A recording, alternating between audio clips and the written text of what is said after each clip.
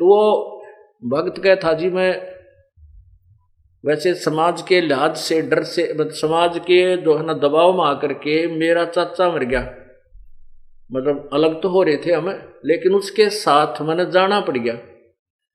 वो अस्थि गिरने गए थे गंगा में, तो वहां एक पांडा पाया। उस पांडे ने अपनी जन्म हिस्ट्री का डी इतनी बड़ी बई और नो पलट पलट कहने बोला कौन से गांव ताए हो, कुछ गांव ताए हम, अच्छा। तो ने बोला बहुत दिन माए जजमान तुम तो वो लड़का जो हमारा उपदेशी था उसका एकदम धक्का हला गया कि ये दुश्मन तेन सोचा हम रोज मरा, नो क्या बहुत दिन माए जजमान तुम तो कह, यानी तू कोई दादा मरा था उसके बाद ही नंबर आया यहाँ तुम्हारा आने का। वो कहने लगा जी उस दिन के बाद मेरा कति मन खट्टा हो गया कि वहां तक भूल के नहीं जाना, अब कद गलती बनी सो बनी कि ये तुम्हारे कसौण और मनावे है, ये हमारे मरने की बाट देखें, मरे तोड़े तोड़े हमावा इन्हें 100 रुपये 200 रुपये प्राप्त हों इनकी पूजा के। अब पहले तो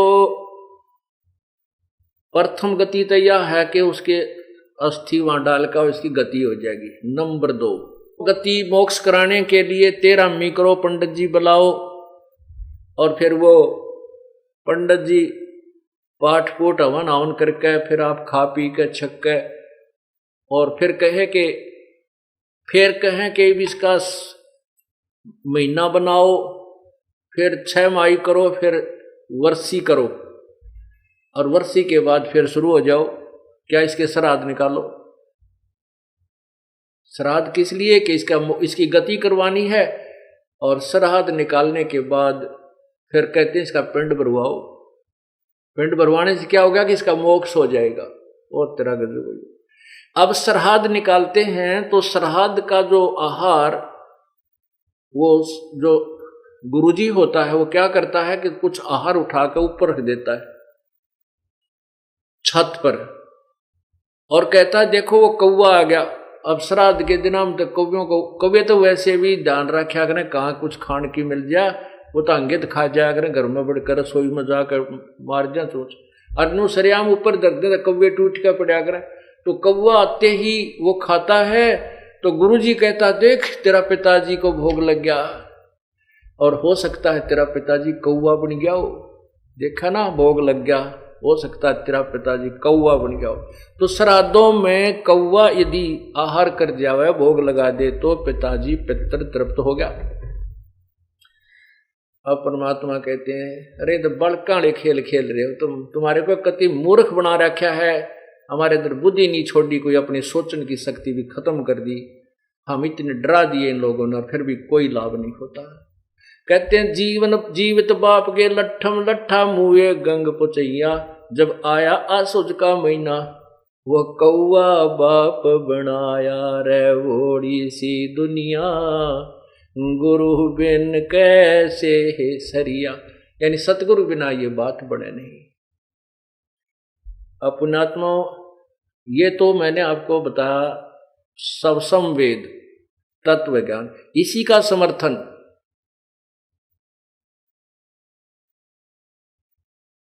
अपने पवित्र पुराण भी दे रहे हैं, जिन पुराणों के आधार पर हम श्राद्ध निकालते हैं। अभी आपको विष्णु पुराण में एक ऐसा अनमोल ज्ञान दिखाता हूं आप गदगद हो जाओगे। रस सचमुच हम तक कतिये पागल मूर्ख बना रखे थे अनजान लोगों ने।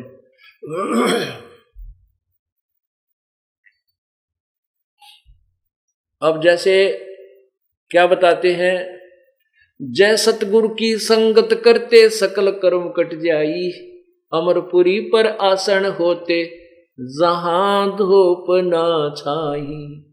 जय सतगुरु की यानी तत्वदर्शी संत अर्थात पूर्ण संत की जब संगत करते उसके ज्ञान का अनुसरण करते ये सारे झंझट मिट जाते, ना श्राद्ध निकालने थे ना ये कोई और फंड करने थे केवल, और फिर उसके द्वारा दी गई भक्ति से अमरपुरी पर आसन होते, सतलोक में स्थान मिल जाता, जिसके विषय में गीता जी अध्याय नंबर 15 के मंत्र 4 गीता जी के अध्याय नंबर 18 के श्लोक 62 में कहा है कि हे अर्जुन तू सर्वभाव से उस परमेश्वर की शरण में जा जिसकी कृपा से तू परम शांति और शाश्वत स्थान, शाश्वत स्थानम यानी सदा रहने वाला स्थान जो कभी नष्ट नहीं होता, उस सतलोक को प्राप्त हो जाएगा। अब गीता जी के अध्याय नंबर 8 के मंत्र 16 में लिखा है कि ब्रह्मलोक तक ये सभी नाशवान हैं, इसमें गए हुए प्राणी भी लौटकर संसार में आते हैं, लेकिन सतलोक के अंदर उस परम पद परमेश्वर के, उस परम अक्षर ब्रह्म के, पूर्ण परमात्मा के परम पद अर्थात उस सतलोक में जाने के बाद फिर जन्म मृत्यु नहीं होती। अब आपको दिखाते हैं श्राद्ध, जो श्राद्ध हम निकालते हैं उसके विषय में क्या बता रखा पुराणों के अंदर। इन भ्रमित लोगों ने, जिनको तत्व ज्ञान नहीं था, उन ऋषि और महर्षियों ने भी हमें गुमराह किया हुआ है।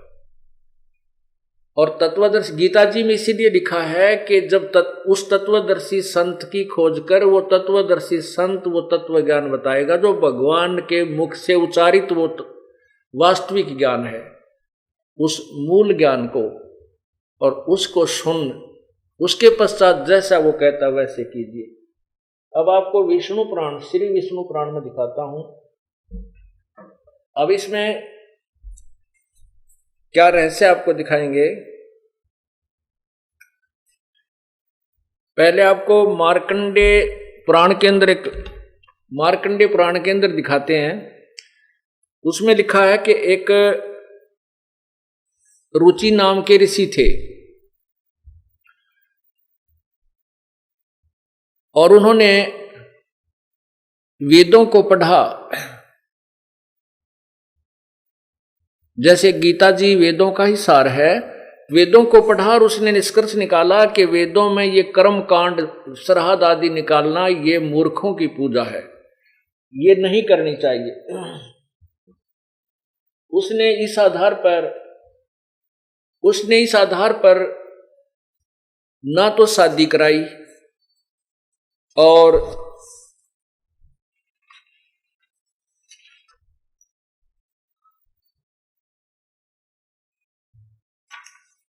अपने वेदों के अनुसार साधना कर रहा था, जैसा भी वेदों का निष्कर्ष उसने निकाला था, जैसे अन्य ऋषि महर्षियों ने निकाल रखा है। तो कहते हैं उसके कुछ दिनों के बाद उसके 3 पितर, पिताजी, दादाजी, परदादाजी, वो तीनों भूत बने हुए थे, पितर बने हुए थे, वो दिखाई दिए। उस समय उसकी आयु 40 वर्ष की हो चुकी थी।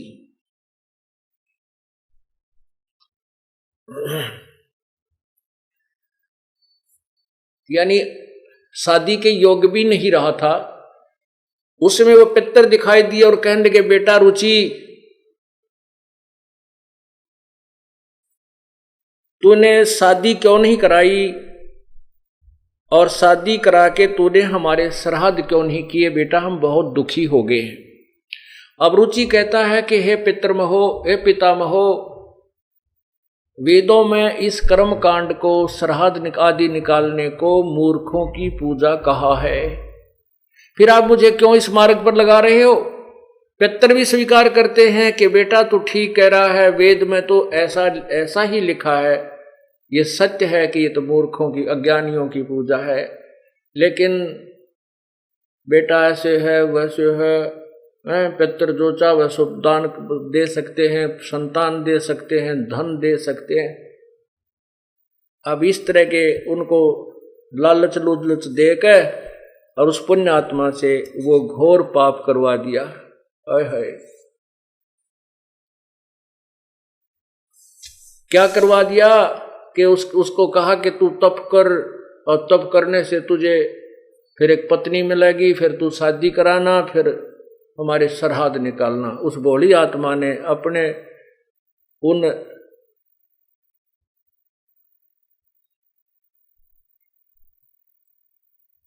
वो जो शास्त्र विरुद्ध साधना करके जो भूत बन गए थे पूर्वज, उनकी बातों में आके अपनी वास्तविक साधना, शास्त्रानुकूल साधना त्याग दी और स्वयं भी भूत बनने को तैयार हो गया। अब देखिएगा मार्कंडेय पुराण में आपको दिखाते हैं। मार्कंडेय पुराण गीता प्रेस गोरखपुर से प्रकाशित है। इसके 242-43 पृष्ठ पे ये देखिएगा, ये है मार्कंडेय पुराण।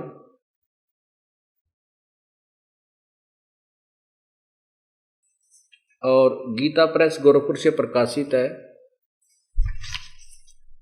इसके ये पृष्ठ नंबर 242 पर देखें, 242।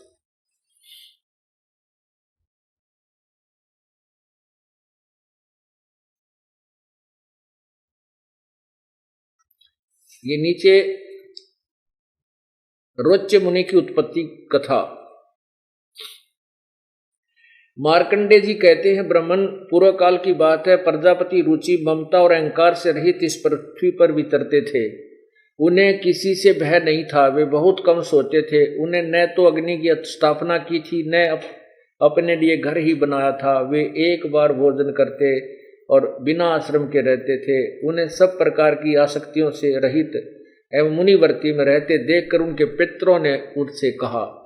पितर बोले, बेटा, विवाह स्वर्ग और अपवर्ग का हेतु होने के कारण एक पुण्य में कार्य है, उसे तूने क्यों नहीं किया? गृहस्थ पुरुष समस्त देवताओं, पितरों, ऋषियों, अतिथियों की पूजा करके पुण्य में लोगों को प्राप्त करता है। वह सभा के उच्चारण से देवताओं को, सवधा के उच्चारण से शब्द से पितरों को, तथा अन्नदान, बलि, वैश्वदेव आदि से भूत आदि प्राणियों एवं अतिथियों का उनका भाग समर्पित करता है, यानी भूतों को भी देता। बेटा, हम ऐसा मानते हैं। ये अपनी तरफ से स्टेटमेंट है इन पितरों की, ना कि किसी वेद आधार नहीं है, कि गृहस्थ आश्रम को स्वीकार न करने से तुम जीवन में क्लेश पर क्लेश उठाना पड़ेगा और मृत्यु के बाद तुम्हारा दूसरे जन्म में क्लेश ही भोगने पड़ेंगे। रुचि ने कहा, पितृगण, परिग्रह मात्र ही अत्यंत दुख एवं पाप का कारण होता है तथा उससे मनुष्य की अधोगति होती है।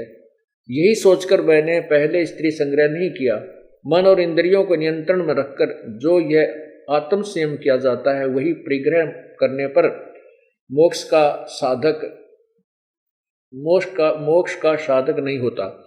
ममता रूप कीचड़ में सना हुआ होने पर भी यह आत्मा जो परिग्रह शून्य चित्त रूपी जल से प्रतिदिन धोया जाता है, वह श्रेष्ठ प्रयत्न है। जितेंद्रिय विद्वानों को चाहिए कि उनके अनेक जन्मों द्वारा संचित कर्म रूपी पंख में सने हुए आत्मा को सदा असना रूपी जल से प्रक्षालन करे। पितर बोले, बेटा, जितेंद्रिय होकर आत्मा प्रक्षालन करना उचित नहीं है, किंतु तुम जिस पर चल रहे हो वह मोक्ष का मार्ग है। वह मोक्ष का मार्ग है, उसको मना कर रहे हैं। किंतु फल इच्छा रहित दान और शुभ अशुभ से उपभोगों भी पूर्वकृत शुभ अशुभ कर्म दूर होते हैं। इसी प्रकार दया भाव से प्रेरित होकर जो कर्म किया जाता है वह बंधन कारक नहीं होता। फल कामना से रहित कर्म के बंधन में नहीं डालता। पूर्व जन्म में किया हुआ मानवों का शुभ अशुभ कर्म सुख दुख भोगों के रूप में प्रतिदिन भोगने पर ही अक्षीण होता। अब ये स्पष्ट कर रहे हैं कि जो दुख सुख कर्म में लिखा है प्रारब्ध में, वो तो भोगना ही पड़ता है। आगे क्या बताता है? अब यहां क्या बताते हैं? रुचि ने पूछा, पितामहो, वेद में कर्म मार्ग को अविद्या कहा गया है। फिर क्यों आप लोग मुझे उस मार्ग में लगाते हैं? पितर बोले, यह सत्य है कि कर्म को अविद्या ही कहा गया है, इसमें तनिक भी मिथ्या नहीं है। फिर कसर के रहेगी भाई। ये देखो, ये स्वयं तो 4 भूत बने हुए हैं। पहले के 4 दिखाई दिए उसने, 4 पिताजी, दादाजी, परदादा, फिर दादा का भी पिता, परदादा का पिता, तो ये 4 दिखाई दिए। ये स्वयं कहते हैं कि हाँ, इसमें सत्य है ये सुन पितर बोले यह सत्य है कि कर्म को अविद्या ही कहागा, इसमें अतिरिक्त भी मिथ्या नहीं है। फिर अग्रम मग्रम की रहेगी। अब फिर वो अग्रम मग्रम जो की है वो पितरों की है, ना कि किसी वेद सदग्रंथ की नहीं है। और वेद जो है ये परमात्मा का आदेश है, और ये जो श्राद्ध व्राद्ध के जो तुक्केबाजी ये अन्य पित्रादि का आदेश है। तो उसको हमने नहीं मानना है। जैसे आप उदाहरण देते हैं कि एक व्यक्ति का मित्र था थानेदार दरोगा, और उस दरोगा जी ने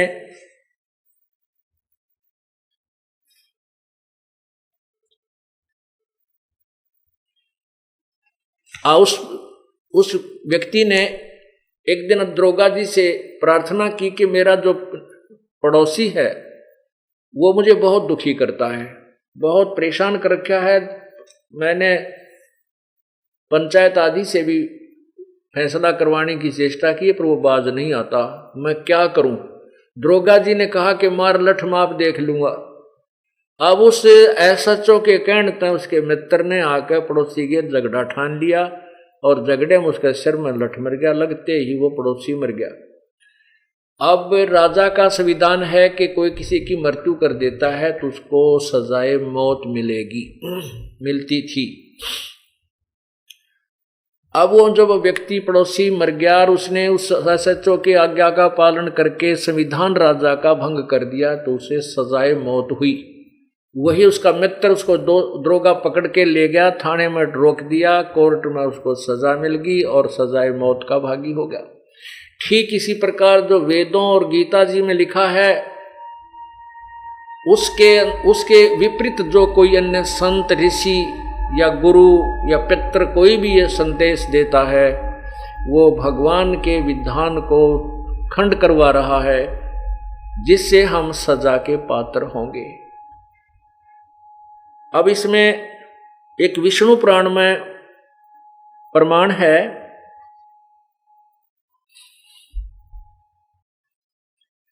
कि इन पितरों ने ही सनकादिक आदि जो ऋषि ब्रह्मा जी के पुत्र हुए हैं, इन्होंने एक राजा को बताया और वो श्राद्ध की विधि बता रहे हैं ये ऋषि लोग, और कह रहे हैं कि जो मैं तुम्हें बता रहा हूं ये पितर ही मुझे बता गए थे, यानी पितरों ने ही मुझे बताया है श्राद्ध आदि निकालना, यानी कोई किसी भगवान की तरफ आदेश से आदेश नहीं है। फिर उसमें आगे चलकर क्या बताया है कि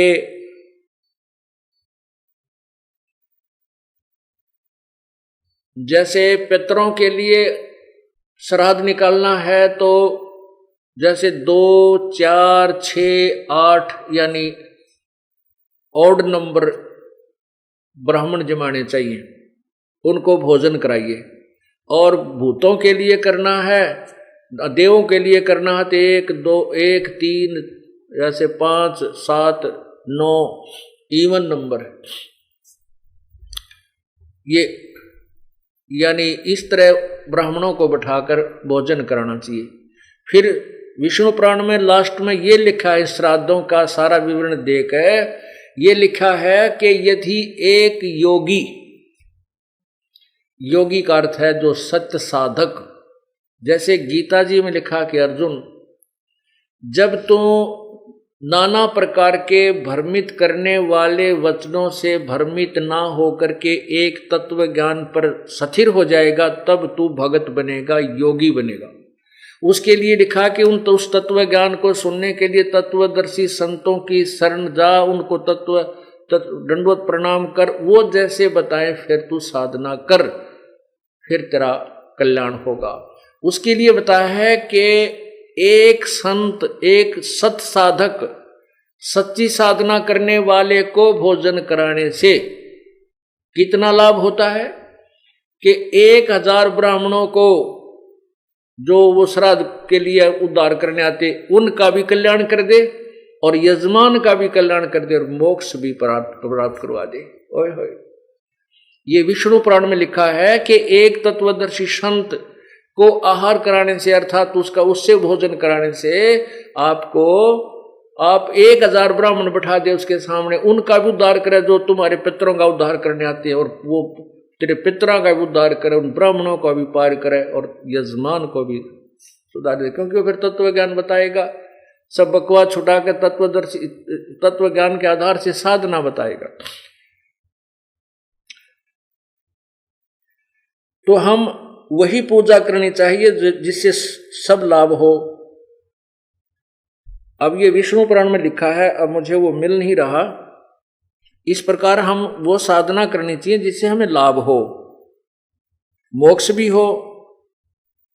ये मिल गया। ये देखिएगा, ये श्री विष्णु पुराण में दिखाता हूं आपको कितना अनमोल ज्ञान है, बहुत ही रहस्यमय ज्ञान है ये देखिएगा श्री विष्णु पुराण।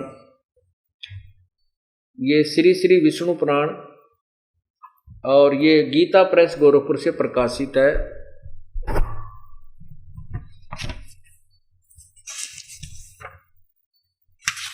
इसके अनुवादक हैं मुनीलाल गुप्त, और ये तृतीय अंश, और ये देखिएगा अध्याय 16, अध्याय 15 का, क्योंकि 16 आगे चलता है, ये अध्याय 15 का विवरण चलता हुआ आ रहा है। ये 16वां यहां होगा, ये 16वां समाप्त होता है इसके लास्ट में। ये 213 पृष्ठ पे लिखा है, हे राजन, श्राद्ध करने वाले पुरुषों से विश्व देवगण, मृत पितृगण, मातामह, कुटुंबजन सभी संतुष्ट रहते हैं। हे भूपाल, पितृगण का आधार चंद्रमा है, चंद्रमा का आधार योग है, इसलिए श्राद्ध में योगी जन को नियुक्त करना अति उत्तम है। हे राजन, यदि श्राद्ध भोजी 1 सहस्र ब्राह्मणों के सम्मुख एक योगी भी हो तो वह यजमान के सहित उन सब का उद्धार कर देता है। 1 सहस्र माने 1000 ब्राह्मण भी हो और यजमान भी हो, और ये ऊपर जो श्राद्ध निकालेंगे वैश्व देवगण पितर मातामह सबको कहते हैं, ये संतुष्ट तब हो। एक योगी को भोजन कराने से उनके सामने यदि एक योगी यानी सत साधक, सच्ची साधना करने वाला एक है, वो 1000 ब्राह्मणों का भी उद्धार करे, यजमान का भी उद्धार करे और थारे पितरों का भी उद्धार करे।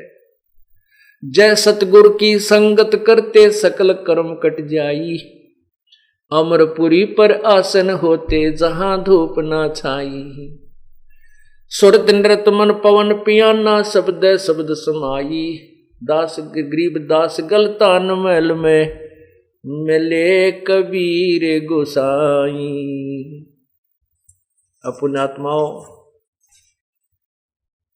ये इसको तत्व ज्ञान कहते हैं, और इस ज्ञान को कौन बताता है? सतगुरु बताते हैं।